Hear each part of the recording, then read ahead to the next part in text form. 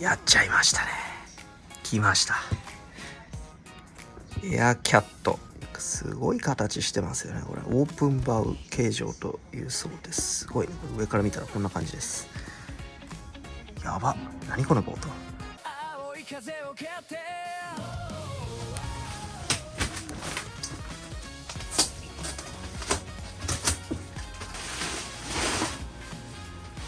れは普通にキャリーバッグですね。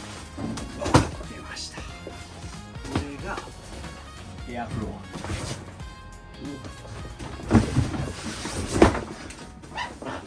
れ腰掛け板です。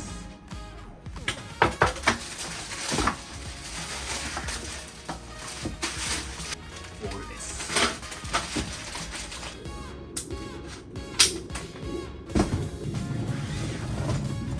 一通りね出してみました。これがもう本体です。エアキャット335本体。いや大きいね。でこれが、ボートの、今からそこに引きますけどフロアになります。床エアフロアです。で腰掛け板あってオールがあってでハンドポンプですね。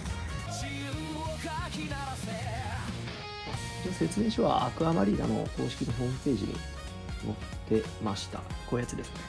とりあえず、このチューブ、メインチューブに空気入れます。表面のシワがなくなるまでね、まず空気入れてくださいということなんで。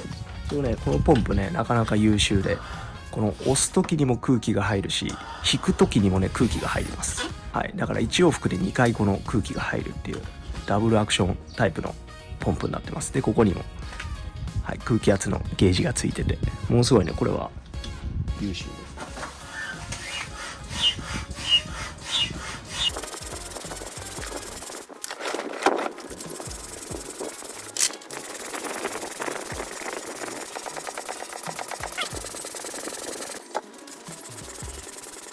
はい、メインのチューブにね一通り空気入れました。こういう状態です。わあすごいなこれ。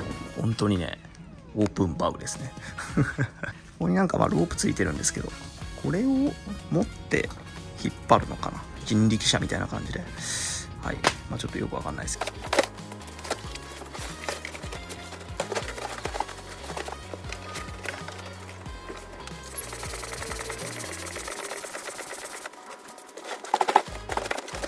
規定圧が、ここに書いてるんですけど 15psi1 バールってやつですね。はい、1バール目指していきます。1バールっていうと内側の方のメモリでいうとこのちょうど真ん中ですね。今 0.67 ぐらいバールって感じです。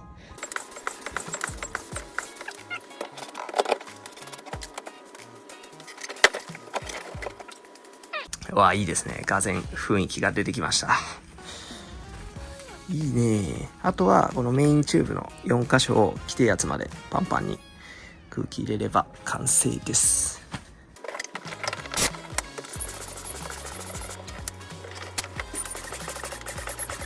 このねメモリがねちょっと個人的に見にくいなとは思ってますね。この規定圧でいうとメインチューブがこれなんですよ。 0.25 バールなんですけど 0.25 のメモリってないんですよね。これ数字で書いてる一番小さいやつで 0.5 っていうメモリがねこれあるんですけど、内側のバール表記だと。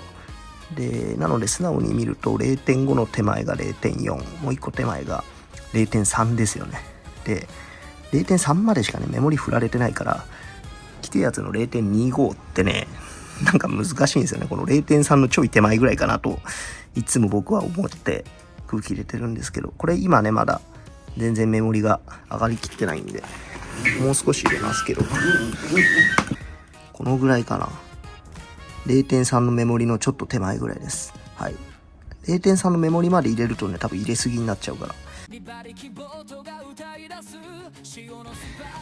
こいいな。ほんまに開いとるやんオープンバウむちゃくちゃ開放感あります。すごいです。普通のゴムボートってやっぱ正面もこんな感じでチューブがあるんで、すごいね圧迫感というかスペース的にねその窮屈感あるんですけど、これは画期的だなやっぱねこのボートの特徴なんですけど、改めて言うとねやっぱこのオープンバウ形状とこれですね、下から見ると底がね、抜けてますよね。トンネル型の形状になってます。これね、カタマラン形状という。真ん中がね、浮き上がってるんで、どうやらね、スピードが出やすいそうです。普通のボートより。はい。で、こういう接着の仕上がりもね、結構ね、いい感じなんですよね。綺麗ですよね。溶接をね、してるみたいです。普通の接着剤でつけることが多いんですけど、こういうところはね、高周波で溶接してるそう。めっちゃ綺麗です、この仕上がり。で、多分こういうね、その硬質のプラと軟質のプラの接着は、溶接は難しいはずなんで、こういうとこはね、多分従来通り接着剤でつけてはいると思うんですけど、すごく綺麗に思えます。こういうトランサム周り、はい、こういうところもね、接着の品質はむちゃくちゃ大事なんで、こうね、微妙に接着剤のはみ出しがこう出てはいるんですけど、すごいなんか均等なはみ出し具合で品質の安定性は感じます。これゴミかな。で、ちょっと気になったのが、ここのエアフロアとトランサムボードに微妙にこの隙間があるのかな。やっぱね、オープンバウっていうこの正面が広がってる分、前方向にね、なんかエアフロアがよりうるんで、ちょっと空気入れるときにね、もうちょっと気をつけて、こう後ろ側に密着させるようにしておかないと、結構なんかこの後ろに隙間ができそうです。実際今ちょっと隙間できてるんでね、そんな致命的なほどじゃないと思うけど、はい、この辺はちょっと組み立て、空気入れるときに要注意かなというところです。最初に僕言うべきだったんですけど、これね、エアキャット335っていうのは全長が335センチですよっていうのが、このゴムボートの界隈ではそういう表し方するんですけど、実際ね、本当に335センチだと免許不要の全長からね、外れちゃうんですよ。マックスが333センチなんで、じゃあこれ免許いるんですかってなるんですけど、大丈夫です。どうやらね、この全長335っていうのは、ボートのこの形状に習って測った時が335みたいで、実際の、最短距離というか直線距離で測ると330センチですっていうのが、ちゃんと書いてます。なので、日本の場合だと2馬力エンジン、一応免許不要ボートっていうミニボートの枠の中にね、入りますと。で、幅が160センチで、船体の重量28.5 キロです。で、総重量、オールとかあの辺を合わせると 33.5 キロ。気質、空気の部屋の数が全部で5つですね。メインチューブ4つとエアフロア1つ。この気質の多さは、そのどっかねパンクした時でもその1箇所が空気抜けても他の気質でボートの形を保てるんで、気質の多さイコール安全性の高さみたいな感じで受け取ってもらって大丈夫です。だから5気質っていうのは一般的な2馬力ボートの中では一番安全性の高い気質の数ですね。定員は大人5人ですね。はい、5人乗れます。すごいね。確かに広いもんね。釣りに使うんだったらさすがに5人はねちょっと難しいと思う。そこら辺も実際にちょっと釣り道具とか乗せて海に浮かべてみて、はい、実際に判断していきたいなというところです。で、最大搭載出力は 1.47kW の2馬力までですよと。日本だと2馬力なんですけど、この説明書を見るとね、ボート自体は5馬力までね乗せれるように、そういう風に一応設計はされてるみたいです。だからボート自体は5馬力まで本来は乗せれるスペックにはなってるけど、日本では2馬力までねっていうという感じですね。これはね、海浮かべるの楽しみだな。実際はちょっとこれね、本当に運用するんだったらドーリーがいるんですよね。ドーリー、タイヤですね。で、タイヤは、今ある BMO のドーリーをちょっとここにつけようかなというところで、穴だけね開けようと思います。これね、もともとついてるこの穴なんですけど、この穴はねドーリー用の穴じゃなくて、クレーンかなんかでロープ通してボートを持ち上げる吊るす用の穴みたいです。メーカーさんに聞きました。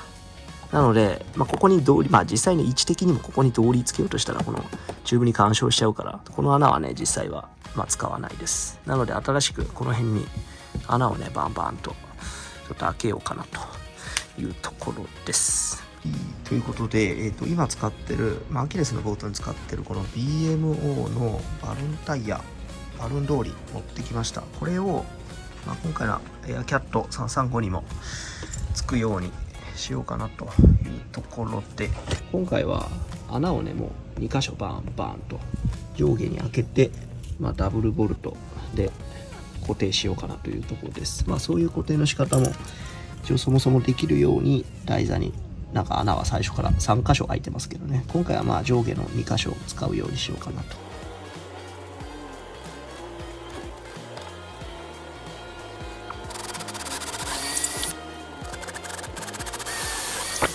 はい、穴をね開けました。こんな感じです。内側も貫通してます。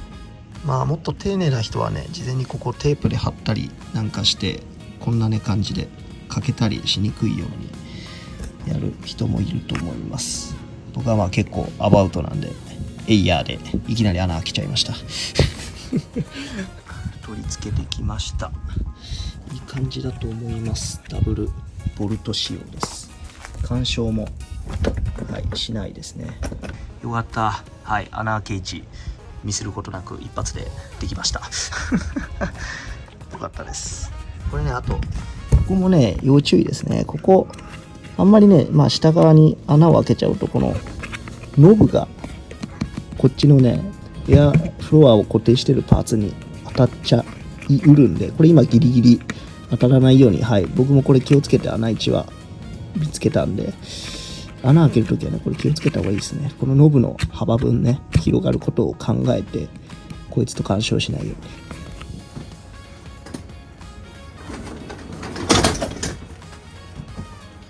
うに。いいんじゃないでしょうか。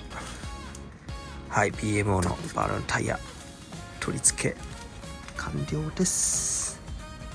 一応この裏側で言うと、このノブ、上のノブは BMO の純正そもそもついてたやつで、下はこれついてなかったんで、適当に手元にある、このノブを組み合わせました。 M8 ですね。 M8 用のナットと、あとは僕はこの抜け防止で一応ワッシャーをかませてます。こういうワッシャー、もう木工用の結構ね幅の径の広いこういうワッシャーです。これあってもなくてもいいんですけど、あった方がトランサムボードへのめり込みが少ないですね。面積がやっぱ広い方がボードに良さそうです。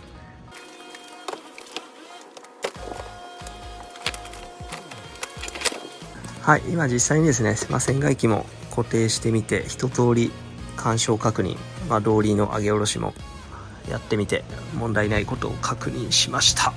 細かいところはまた海へ出てみてあれやこれやしてみる感じかな。それじゃあ海へ一斉のせひょっ。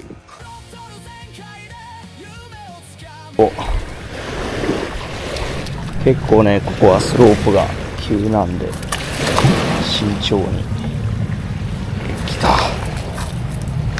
エアキャット335初出船です。っていうかマジでね、いつも通り偽装してみたんですけど広すぎるわ。もともとこれ定員5人らしいんで、5人乗れるんで乗りやすそうですねそうですよ。車椅子ごと乗れる救助用のボートみたいな感じですよ。どんな感じで走るんでしょうねこれ。335でも333そうです。335と言いつつ、なんか本当にちゃんと測ったら330センチらしいです。今日初でしょ。これもう初めてです。今初めて浮かびました。なんかお酒かなんかかけた方が良かったかもしれないちょっとじゃあ早速乗っていただけたら。せっかくなんで正面から乗りますよ正面からの方が乗りやすそうですおおいい感じですね広いな。ちょっと僕も失礼。よいしょ。お、来た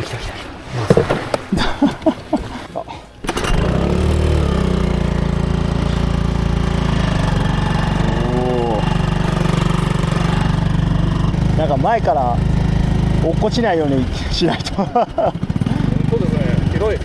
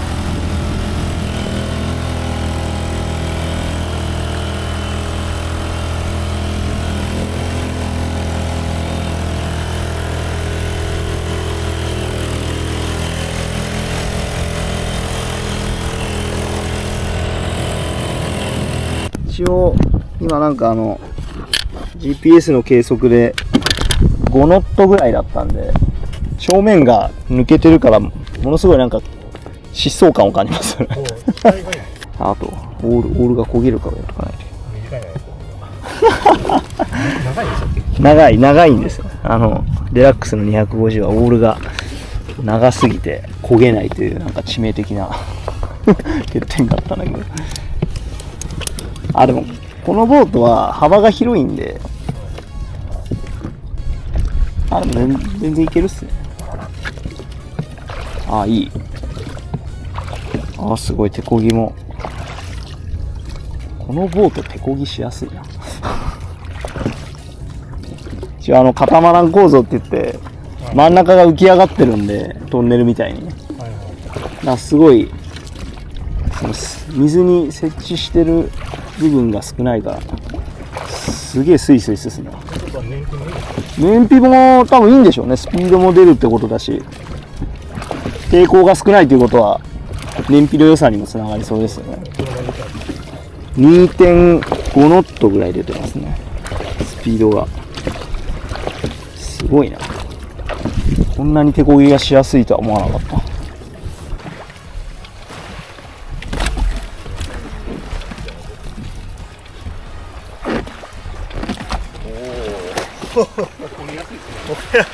売りやすい。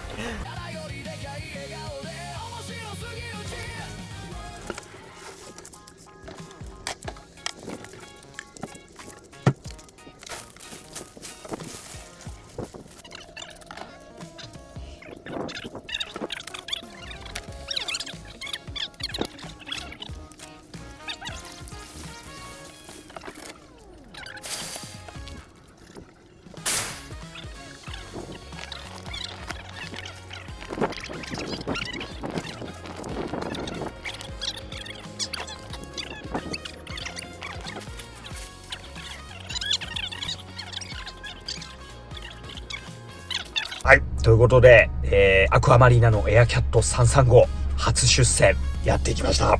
開封からね、組み立てで、実際ね、海も走らせてみて、やっぱね、その中で一番驚いたことっていうのは、やっぱオープンバウ。あれですね。もちろん事前の情報としては、その画像とか動画でも見てね、知ってたんですけど、やっぱ現物、本物というか現物を見た瞬間、何これみたいな。で、実際にやっぱ、乗ってみると、乗り降りのしやすさみたいなところと、あとはこの広さですよね。体感の広さ。あれがね、もうむちゃくちゃでした。で、走行性能っていうところも、今回2人乗りでやってみたんですけど、ホンダの2馬力エンジンで、だいたい5ノットから 5.5 ノットぐらい、出ました。で、手漕ぎでも 2.5 ノットとか出ました。2人乗りで。これはね、第一印象としてはかなり好感触です。今回はね、あくまで出船っていうところ、やってきたんで、実際にね、本格的な釣りまではまだ、ちょっとチャレンジできてないんで、本当にね、このオープンバウという形状が、このゴムボートが、釣りにね、どれだけ活躍できるのかっていうところは、これからね、しっかりね、使い倒して、レビューしていきたいと思いますんで、気になる方はね、ぜひ、これからもこのチャンネルご覧ください。よろしくお願いします。ありがとうございました。よろしく。エアキャット335。本当は330だけど。走り出す